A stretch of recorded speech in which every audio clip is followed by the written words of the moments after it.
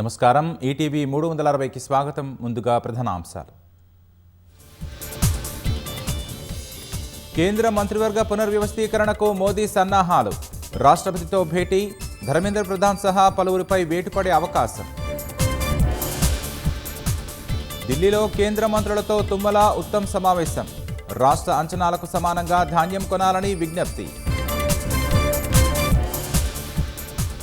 నూతన సీఎస్గా సంజయ్ జాజుని నియమించే అవకాశం. కేంద్ర సర్వీసుల నుంచి రాష్ట్రానికి రానున్న సీనియర్ ఐఏఎస్ అధికారి. ఉద్యోగుల ప్రమాద బీమాకు ప్రభుత్వం శ్రీకారం. రేపు పథకాన్ని ప్రారంభించనున్న సీఎం. 14 బ్యాంకులతో ఒప్పందం. హైదరాబాద్లో యుఎస్ కాన్సులేట్లో ఫ్రీడమ్ 250వ వేడుకలు. అమెరికా భారత్ సంబంధాలకు హైదరాబాద్ బలమైన వారధన్న భట్టి. సొంత నిధులతో గ్రామాభివృద్ధి. ఏళ్లు గడుస్తున్నా మంజూరు కాని బిల్లులు.